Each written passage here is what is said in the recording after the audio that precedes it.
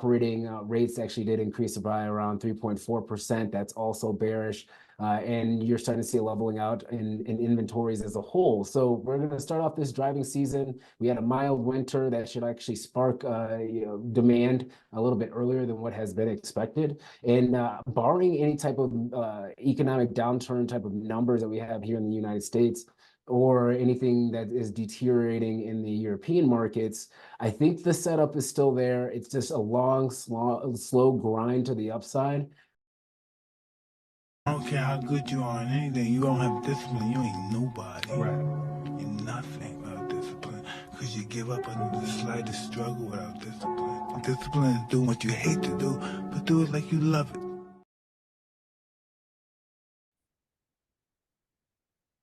Hey everybody, we're here with Kevin Green. So we talked recently, basically talking about the energy markets. Really nailed kind of a great call. Kevin and I were talking about a bottom in oil. Definitely saw a breakout. It was very low volatility. Bought some call options, great trade. So we want to just kind of follow that up today because we're seeing a little bit more in that market right now. I think oil is probably the most interesting thing in the world, and Kevin also talks about it very well as well. I think you can learn so much about what's going on with the general market by understanding oil and the energy prices. So, today for me, one thing that people are all talking about right now, and if you Google any sort of news, I always kind of go through news before I put out my Friday report, and there's article after article about gold. Gold hits an all-time high. So one thing that I've always found super interesting in my first report ever that I ever put out under Against All Odds Research was about the fact that gold tends to bottom 8 to 16 months before the commodity market starts to bottom and move. And so what I talked about today in the report was the fact that gold bottomed back in October with the market, October 2022. We saw oil bottom in the middle of the year in 2023.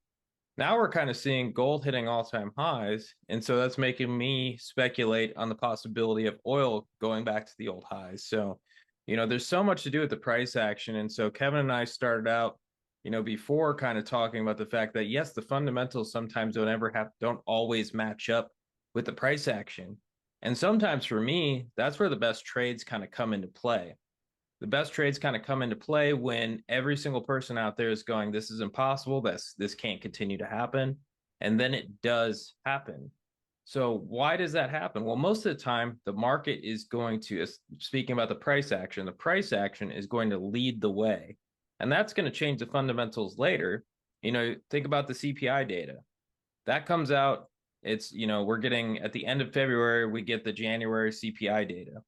That's always lagging. So what's putting pressure on it for the next month? Well, if energy prices are going up right now, that's not going to go, they're not going to go back to the report and then change it back for January.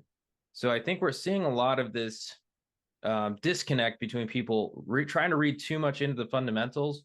And also a lot of people are in this inflation is dead narrative over and over again. It's dead. It can't go up anymore. We had our rally. It's the end of it for all you crazy commodity bulls. So, so Kevin, as one of those crazy commodity people, what are you thinking right now, man? I would say, first of all, the victory lap is always great, but as you and I know, right, you humble yourself as we continue to get in this markets, because you can have good calls, you can have bad calls.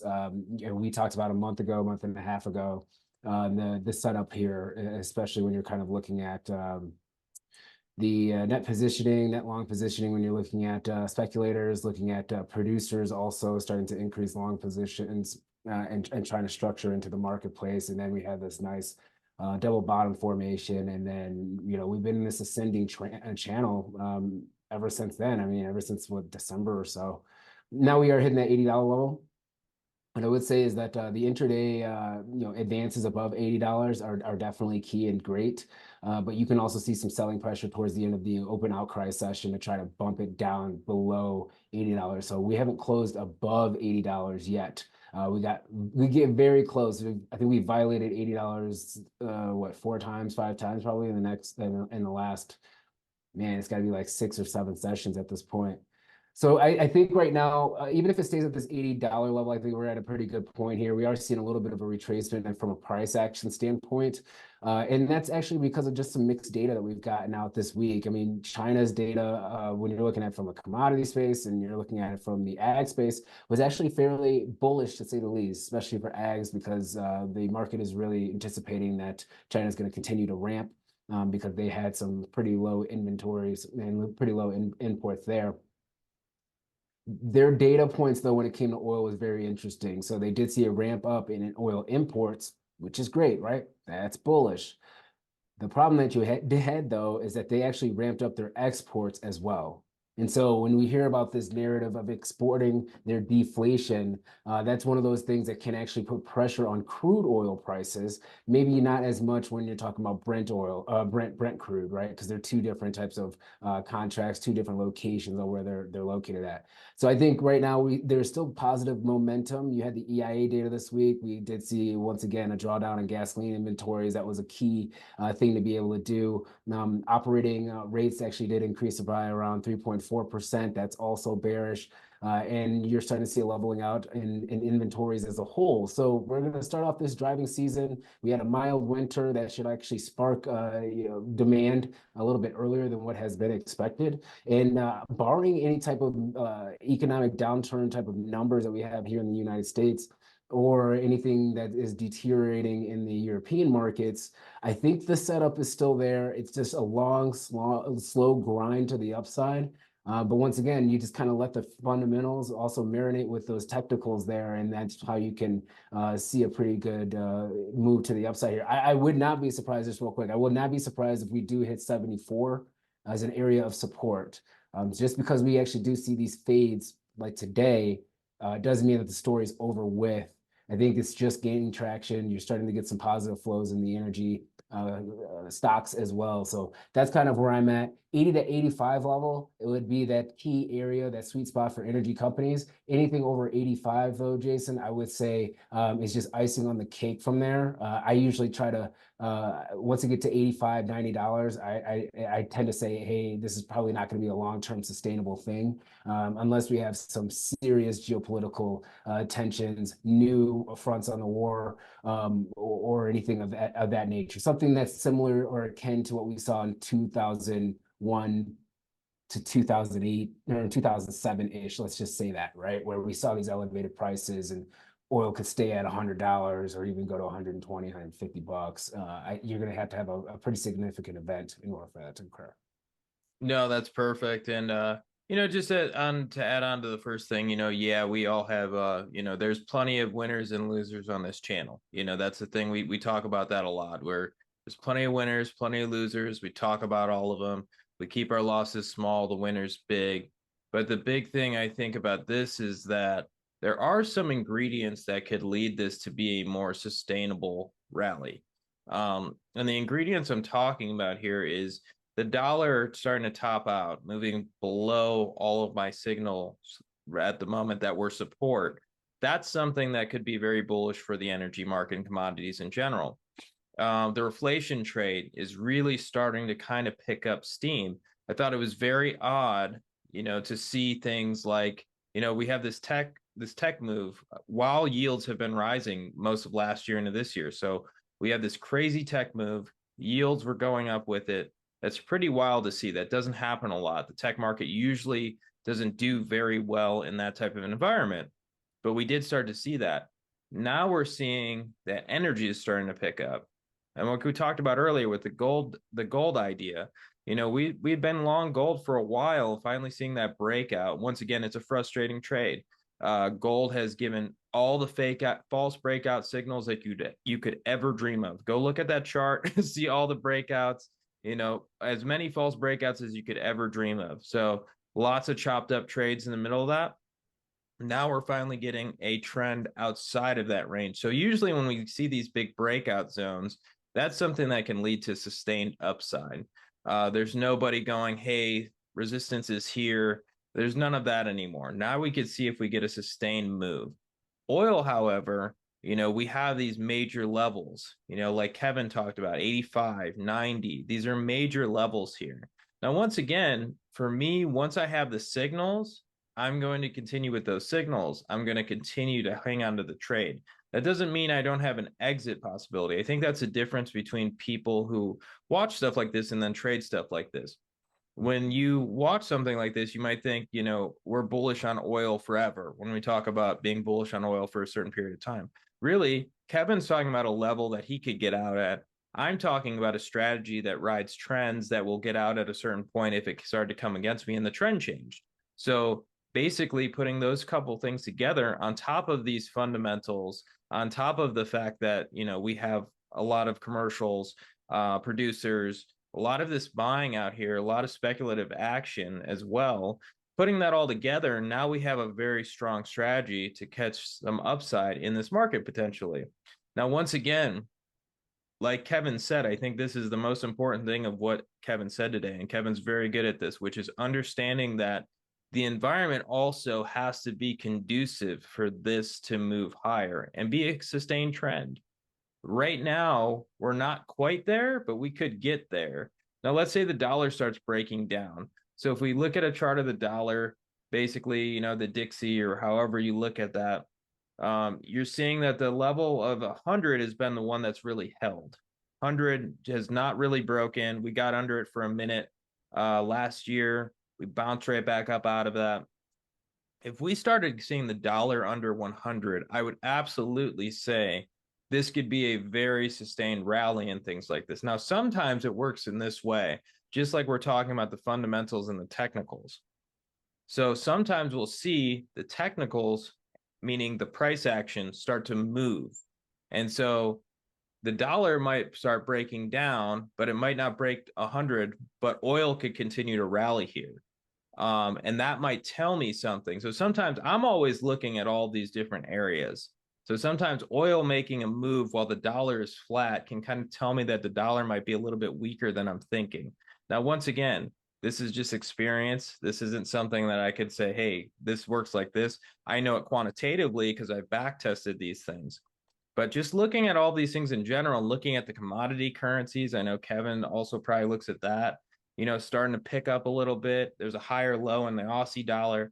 There's a higher low in the New Zealand Kiwi. You know, looking at all these things could be a possible rally here. I don't want to say no to that, but at the same time, laying across the whole commodities complex, Kevin, we're seeing some really interesting stuff here. So I'm wondering what you're thinking about all of these right now. You know, I know we've got about 10 more minutes. So, you know, I know there's a ton. I know we could talk forever on it, but maybe we'll just dice it down to the grains. Yeah, you know, one day maybe we do like a marathon session on like a Saturday or something. We just completely just go through all of these. We will bring the snacks, we'll bring the lunches, we'll have everybody, you know, look at it. All right, so you hit a lot of stuff there. So there's going to be a couple of things.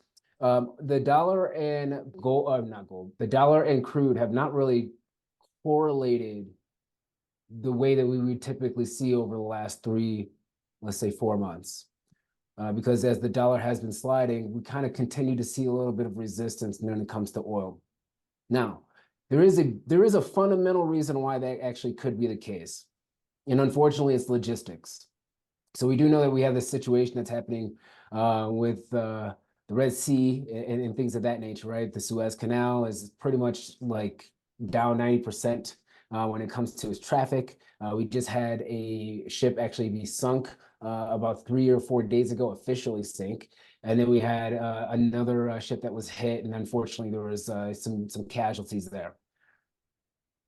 What has caused the spot market, and when we talk about spot market, we're talking about the actual physical crude. So there's futures markets where you utilize futures in order to hedge. You don't really, a lot of these contracts, only about 90 to 95% of all of these contracts actually expire worthless. They don't actually get physically delivered.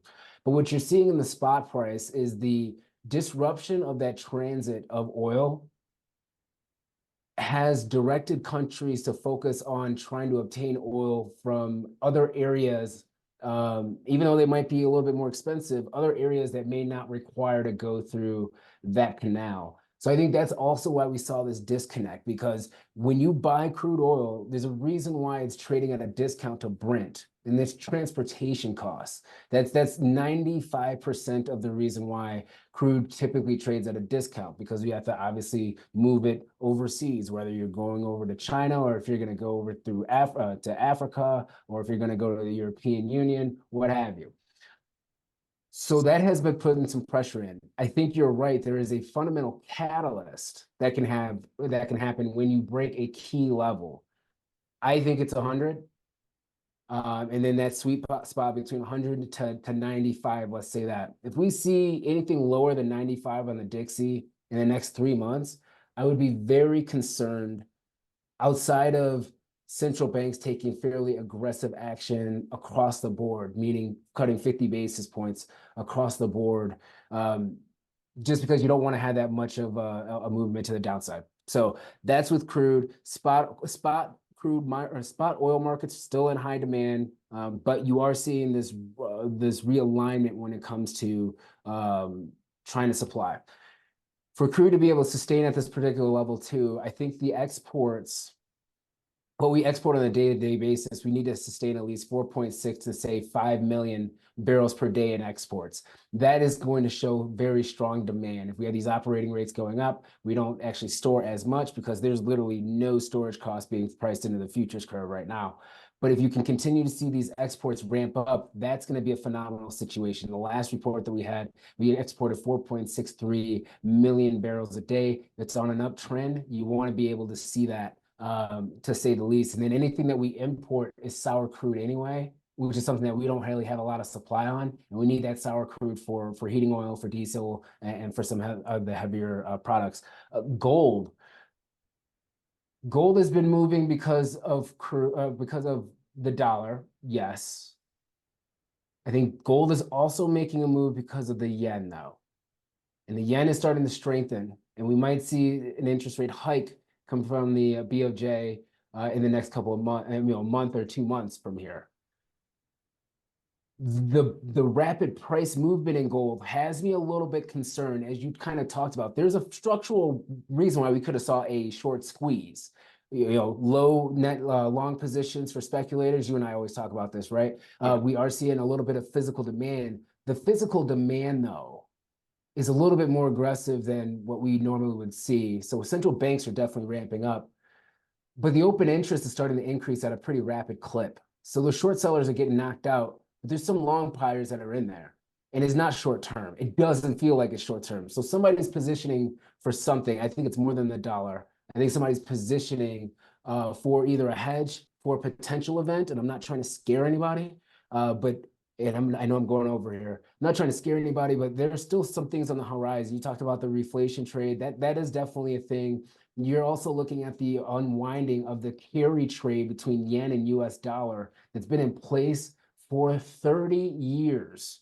And it's been a really great strategy for those that have a lot of money that can make money off the spread there. It's a very small spread, but you throw enough money at it, you can make some pretty serious bank. The unwinding of that, I think, is a little bit concerning. So you want to see the yen kind of gradually gain some strength rather than this whipsaw move or this really strong move that we've seen over the last couple of days. Notice that's also correlating with gold as well. So that's kind of where I'm at there. And then for grains, once again, that Chinese report that we had, their imports for grains was super low. Super low. Now, USDA data that we get on a weekly basis, they're starting to ramp up in certain respects, but it appears that they're actually ramping up for final goods, or at least one step to final processed goods.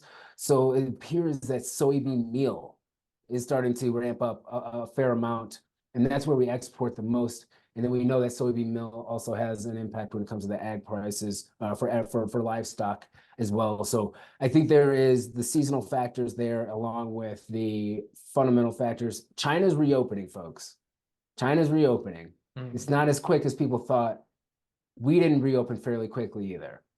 And when they do get the head start and they get going, and they're pretty much an authoritarian regime, they can command whatever they would like. Yeah. They can throw enough money at it. They got the resources, the defenses, all that. Once that ramps, I think that's the curveball no one's pricing in. They're so used to China just being weak when it comes to demand and when it comes to their economy. What if we do have a strong China in 3 months from now? What's going to happen there? Wow. So Kevin is the only person I know who could literally dice all of that out that quickly and that concise. Man. So thanks, Kevin. Let's end it right there. That was awesome. Thank you so much. And Sure. we should do these sort of short reports more. You guys, please let us know. Let me know on the newsletter or on YouTube on here, and let us know if you like this, and we'll do more. All right, guys. Thank you.